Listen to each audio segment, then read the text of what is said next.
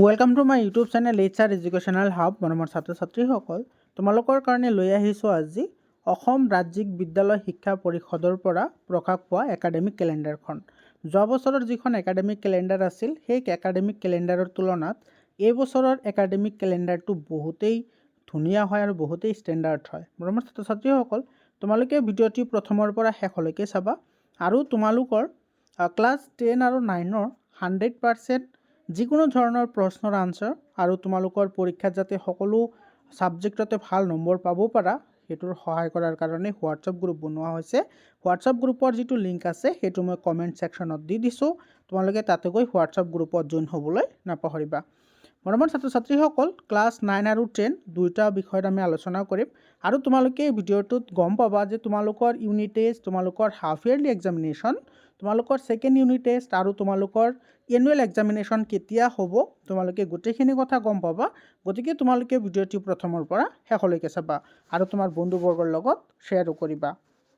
হাতে চোৱা, তোমালোকৰ এপ্ৰিল মাহৰ পৰাই ক্লাছ ষ্টাৰ্ট হ'ব আৰু এপ্ৰিল মাহত কিমান দিন বন্ধ আছে আৰু কিহৰ বন্ধ আছে তোমাৰ গোটেইখিনি ইয়াতে ধুনীয়াকৈ দিয়া আছে। তোমালোকে হোৱাটছআপ গ্ৰুপত জইন হ'বা, হোৱাটছআপ গ্ৰুপতো মই এইটো শ্বেয়াৰ কৰি দি দিম। তোমালোকে ভিডিঅ'টি প্ৰথমৰ পৰা শেষলৈকে চোৱা। তোমালোকৰ এপ্ৰিল যিটো মাহ আছে, সেই এপ্ৰিল মাহত এইখিনি চোৱা, এইখিনি হৈছে তোমাৰ ক্লাছ 9ৰ কাৰণে আৰু এইখিনি হৈছে ক্লাছ 10ৰ কাৰণে। তোমালোকে চাই লোৱা তোমালোকে কি পঢ়িব লাগিব, তোমালোকে স্ক্ৰীনশ্বট মাৰি ৰাখা কি পঢ়িব লাগিব, তোমালোকে ধুনীয়াকৈ চাই লোৱা। ইয়াতে চোৱা, তোমাৰ যদি ক্লাছ 10ৰ কথা কোৱা যায় তেতিয়াহ'লে আমি এইটো মাহত দুটা চেপ্টাৰ পঢ়িব লাগিব। সেইটো হৈছে ৰিভিজন পাৰ্ট আৰু ৰিয়েল নাম্বাৰ যিটো পাৰ্ট আছে সেইটো। আৰু ছায়েন্সত পঢ়িব লাগিব চেপ্টাৰ 10 আৰু চেপ্টাৰ 6টো পঢ়িব লাগিব। আৰু 9ৰ কথা যদি কওঁ, ৰিভিজন পাৰ্ট আৰু চেপ্টাৰ 1টো পঢ়িব লাগিব। আৰু ছায়েন্সৰ চালে আমি দুটা চেপ্টাৰ পঢ়িব লাগিব, চেপ্টাৰ 1 আৰু চেপ্টাৰ 5। এইটো বহুতেই ধুনীয়াকৈ দিয়া হৈছে। যোৱা বছৰৰ তুলনাত এই বছৰৰ একাডেমিক কেলেণ্ডাৰখন খুবেই ইম্পৰ্টেণ্ট হয় আৰু বহুত ষ্টেণ্ডাৰ্ডো হয়। তোমালোকে চাই লোৱা, স্ক্ৰীনশ্বটো মাৰি লোৱা, তোমালোকে চোৱা কি তোমালোকে পঢ়িব লাগিব। আৰু তোমালোকৰ যিবোৰ ইউনিট টেষ্ট হয় বা তোমালোকৰ যিটো হাফ ইয়াৰলি এক্সামিনেশ্যন হয়, 100% তোমালোকৰ এইটো ফ'ল' কৰা হয় একাডেমিক কেলেণ্ডাৰখন। আৰু একাডেমিক কেলেণ্ডাৰখন আমি স্কুলত যিহেতু দিয়া হয়, গতিকে স্কুলতো 100% ফ'ল' কৰা হয়। গতিকে তোমালোকৰ আৰু এটা কথা তোমালোকে চাবা, ইয়াতে তোমাৰ এই এপ্ৰিল মাহত তোমালোকৰ যিকেইটা চেপ্টাৰ পঢ়িবলৈ দিছে, তোমালোকে যদি ভালদৰে এই একাডেমিক কেলেণ্ডাৰখন ফ'ল' কৰা তেতিয়াহ'লে তোমালোকে নিজাববীয়াকৈ ষ্টাডিৰ কাৰণে কোনো ধৰণৰ ৰুটিন পঢ়িব নালাগে।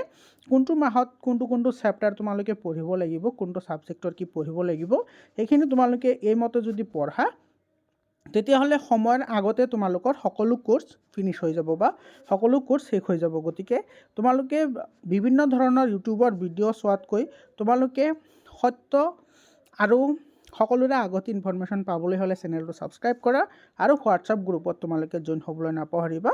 হোৱাটছআপ গ্ৰুপৰ লিংকটো মই কমেণ্টত দি দিছোঁ। তাৰপিছত চোৱা, তোমাৰ যদি আমি এইটো মে' মাহৰ যদি আমি চাওঁ, মে' মাহত আমি ছায়েন্সত পঢ়িব লাগিব ক্লাছ 9ত দুটা চেপ্টাৰ আৰু ক্লাছ 10তো পঢ়িব লাগিব ছায়েন্সত এইটো লাইভ প্ৰচেছ যিটো আছে সেইখিনি, আৰু মেথছত পঢ়িব লাগিব চেপ্টাৰ 2 আৰু চেপ্টাৰ 6। আৰু তোমালোকে গম পাইছা যে মেথছ, ছ'চিয়েল ছায়েন্স, তাৰপিছত তোমাৰ যিটো বৈচিত্ৰময় অসম আছে সেইবোৰ আৰু ছ'চিয়েল ছায়েন্স এইবোৰ চেঞ্জ হৈছে। গতিকে তোমালোকে 100% প্ৰিপাৰেশ্যন কৰিবলৈ হ'লে মোৰ চেনেলটো ছাবস্ক্ৰাইব কৰিবা আৰু হোৱাটছআপ গ্ৰুপত জইন হ'বলৈ তোমালোকে নাপাহৰিবা। ইয়াতে চোৱা, ধুনীয়াকৈ দিয়া আছে আৰু তোমালোকে সকলো ছাবজেক্টৰে ইয়াতে ধুনীয়াকৈ এটা প্লেন দিয়া আছে। তোমালোকে সেই প্লেন মতে পঢ়িব লাগে আৰু তোমালোকে যদি এই প্লেন মতে যদি পঢ়িব পাৰা তেতিয়াহ'লে তোমালোকৰ বাকী আৰু কোনো ধৰণৰ এক্সট্ৰাকৈ কোনো প্লেনিং কৰাৰ দৰকাৰ নহ'ব। তোমালোকে একাডেমিক কেলেণ্ডাৰখন ফ'ল' কৰিবা। এতিয়া চোৱা, তোমাৰ এই জুন মাহৰ এইটো চোৱা, তোমালোকৰ 22 তাৰিখৰ পৰা 30 তাৰিখৰ ভিতৰত তোমালোকৰ ফাৰ্ষ্ট ইউনিট টেষ্ট হ'ব। চোৱা, বহুত ধুনীয়াকৈ ইয়াতে দিয়া আছে চোৱা এইটো। আৰু তোমাৰ ইয়াতে যদিও তোমাৰ 22 তাৰিখৰ পৰা দিয়া আছে, তোমালোকে এটা ভাবি থবা যে 15 তাৰিখৰ পৰা আৰম্ভ হ'ব, কাৰণ যোৱা বছৰো হৈছিল। তোমালোকৰ চোৱা, জুনৰ মিডৰ পৰা তোমালোকৰ ইউনিট টেষ্ট হৈ যাব আৰু ইউনিট টেষ্টৰ কাৰণে তোমালোকে কি পঢ়িব লাগিব, কেনেকুৱা ধৰণৰ কুৱেশ্যন আহিব, গোটেইখিনি আমি আলোচনা কৰিম। তোমালোকে চেনেলটো ছাবস্ক্ৰাইব কৰি হোৱাটছআপ গ্ৰুপত জইন হ'বা। এইটো তোমাৰ জুন মাহত তোমাৰ ইউনিট টেষ্ট হ'ব। এইটো চোৱা, তোমাৰ মিডৰ পৰা তোমালোকে ধৰি থোৱা যে মিডত তোমালোকৰ কি হ'ব, ইউনিট টেষ্ট হৈ যাব। তাৰপিছত তোমালোকে চোৱা, এইখিনি স্ক্ৰীনশ্বট মাৰি ৰাখা, ধুনীয়াকৈ স্ক্ৰীনশ্বট মাৰা, কি পঢ়িব লাগিব তোমালোকে চাই লোৱা। বহুত ধুনীয়া এটা তোমাৰ এইটো একাডেমিক কেলেণ্ডাৰ হয়। তাৰপিছত চোৱা জুলাই মাহৰ তোমাৰ গোটেই মাহটো তোমালোকৰ ছামাৰ ভেকেশ্যন থাকিব আৰু তোমালোকে ক্লাছ 9 আৰু 10 দুয়োসকলৰ কাৰণে মই জুলাই মাহত তোমালোকে ছামাৰ ভেকেশ্যনখন কেনেকৈ পাৰ কৰিবা সেইটোৰ বিষয়ে মই এটা ভিডিঅ' বনাম। তোমালোকে সেই ভিডিঅ'টো চাই ল'বা, সেই ভিডিঅ'টোত তোমালোকে গোটেইখিনি পাই যাবা। এইটো চোৱা ছামাৰ ভেকেশ্যনত তোমালোকৰ যিমান এক্সট্ৰা কাৰিকুলাৰ আছে, তোমালোকৰ প্ৰজেক্টৰ ৱৰ্ক আছে যি আছে সেইখিনি তোমালোকে কমপ্লিট কৰিব লাগে। তাৰপিছত চোৱা তোমালোকৰ যিটো অগষ্ট মাহ আছে সেই অগষ্ট মাহত তোমালোকে কি পঢ়িব লাগিব এইখিনি তোমালোকে চাই লোৱা। ইয়াতে চোৱা তোমাৰ জেনেৰেল মেথছত ক্লাছ 9 জেনেৰেল মেথছত পঢ়িব লাগিব চেপ্টাৰ 4 and 6 আৰু ছায়েন্সত পঢ়িব লাগিব এইটো 13 আৰু 14 আৰু ক্লাছ 10 যদি আমি চাওঁ তেতিয়াহ'লে জেনেৰেল মেথছত পঢ়িব লাগিব চেপ্টাৰ 3 আৰু 7 আৰু ছায়েন্সত পঢ়িব লাগিব চেপ্টাৰ 7, চেপ্টাৰ 11 আৰু চেপ্টাৰ 14। চোৱা তিনিটা চেপ্টাৰ আমি পঢ়িব লাগিব আগষ্ট মাহত। তাৰপিছত তোমালোকে ইয়াতে চোৱা যিটো ছেপ্টেম্বৰ মাহ আছে সেই ছেপ্টেম্বৰ মাহত তোমালোকৰ হাফ ইয়াৰলি এক্সামিনেশ্যন ষ্টাৰ্ট হৈ যাব আৰু হাফ ইয়াৰলিৰ যিটো তোমাৰ ডেট দিছে এই একাডেমিক কেলেণ্ডাৰ মতে এইটো তোমাৰ 24 পৰা ষ্টাৰ্ট হ'ব বুলি কৈছে, কিন্তু তোমালোকে এইটো তোমালোকে মিডৰ পৰা ধৰি লোৱা ছেপ্টেম্বৰৰ 15 ভিতৰত তোমালোকৰ হাফ ইয়াৰলি এক্সামিনেশ্যন ষ্টাৰ্ট হৈ যাব। আৰু তোমালোকৰ ইয়াতে তোমালোকে কোনটো চেপ্টাৰ পঢ়িবা গোটেইখিনিতো ইয়াতে মান্থ ৱাইজ দিয়াই আছে, গতিকে তোমালোকে মানে ডিষ্ট্ৰেকশ্যন নহ'বা। তোমালোকে দেখা যায় যে বহুতে তোমাৰ বেলেগ বেলেগ ধৰণৰ ভিডিঅ' চাই মানে তোমাৰ কম্বুলেশ্যন হৈ যায়, মানে তোমাৰ কনফিউজড হৈ যায় যে কি চাব কি নাচাব। তো তেনেকুৱা হ'ব নালাগে, তোমালোকে একাডেমিক কেলেণ্ডাৰ ফ'ল' কৰা 100% তোমালোকৰ বহুত ধুনীয়া তোমালোকে প্ৰিপাৰেশ্যন কৰিব পাৰিবা। তো তোমালোকৰ ছেপ্টেম্বৰৰ 15 পৰা তোমালোকৰ কি হৈ যাব হাফ ইয়াৰলি এক্সামিনেশ্যন আৰম্ভ হৈ যাব আৰু হাফ ইয়াৰলি এক্সামিনেশ্যনৰ কাৰণে 100% মই তোমালোকক প্ৰিপাৰেশ্যন কৰাম, তোমালোকে কোনো ধৰণৰ চিন্তা কৰাৰ দৰকাৰ নাই। তাৰপিছত চোৱা তোমালোকৰ ছেপ্টেম্বৰ মাহৰ যিটো তোমাৰ আছে সেইখিনিতো এইখিনি হাফ ইয়াৰলিৰ পিছৰ পৰা ষ্টাৰ্ট হ'ব এইখিনি।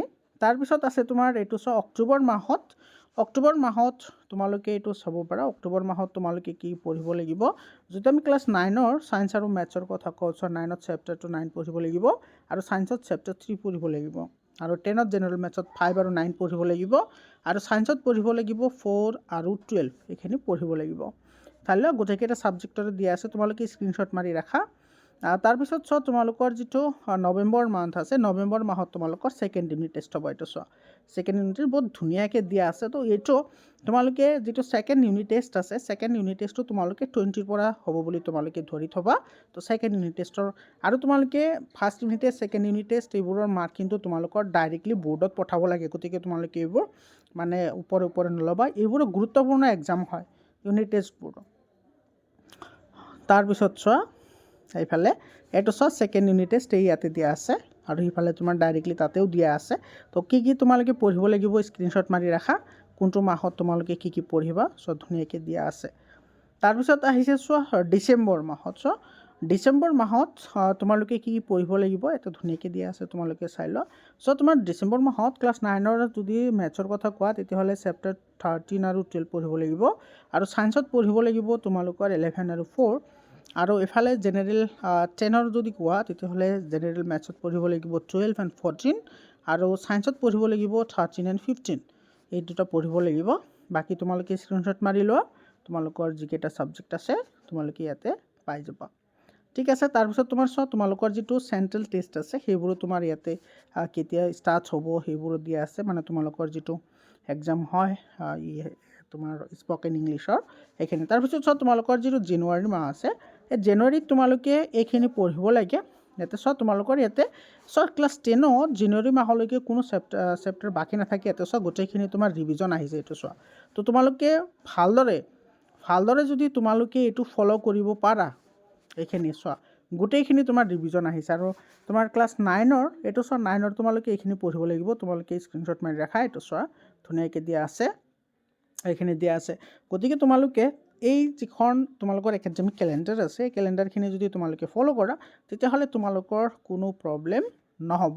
আৰু চোৱা তোমাৰ যিটো প্ৰিপেৰেটৰী এক্সাম অৰ্থাৎ যিটো আমাৰ প্ৰি টেষ্ট অৰ্থাৎ প্ৰি ফাইনেল এক্সাম যিটো আমি কওঁ সেইটো কিন্তু তোমালোকৰ জানুৱাৰী মাহতে ষ্টাৰ্ট হৈ যাব। এইটো চোৱা বহুতেই ইম্পৰ্টেণ্ট হয় আৰু তোমাৰ এই একাডেমিক কেলেণ্ডাৰ মতে তোমালোকে যদি চোৱা এই লাষ্টৰ ফালে চোৱা তোমালোকৰ ইয়াতে এইটো চোৱা মাৰ্চত তোমাৰ কি কৰিব এইটো মেট্ৰিক পৰীক্ষা হোৱাৰ কথা কোৱা আছে, কিন্তু যোৱা বছৰো আছিল কিন্তু পৰীক্ষা তোমাৰ ফেব্ৰুৱাৰী মাহতে ষ্টাৰ্ট হৈ যায় আৰু সেইটোৰ আমি আভাস সেইটোৰ পৰাই পাওঁ।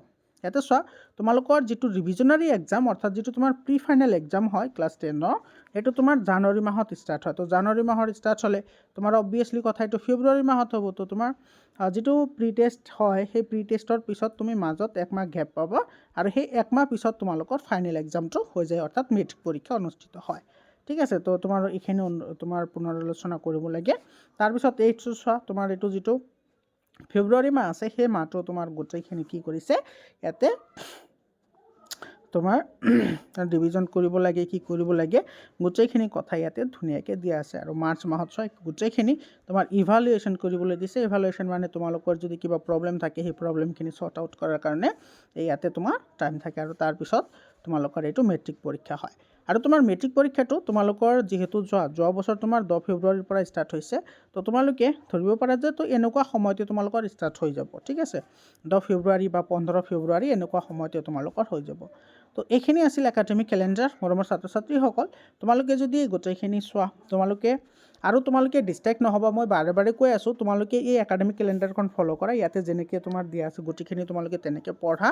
মই গেৰাণ্টি দিব পাৰোঁ তোমালোকে 95%তকৈ বেছি মাৰ্ক তোমালোকে অবটেইন কৰিব পাৰিবা মেট্ৰিক পৰীক্ষাত, লগতে ক্লাছ 9ৰ ল'ৰা ছোৱালীসকলেও পাই যাবা। গতিকে তোমালোকে চেনেলটো ছাবস্ক্ৰাইব কৰি হোৱাটছআপ গ্ৰুপত জইন হ'বলৈ নাপাহৰিবা। হোৱাটছআপ গ্ৰুপৰ লিংকটো মই কমেণ্টত দি দিছোঁ। আজিৰ কাৰণে এইখিনিয়ে, আকৌ লগ পাম বেলেগ এটা ভিডিঅ'লৈ। ধন্যবাদ।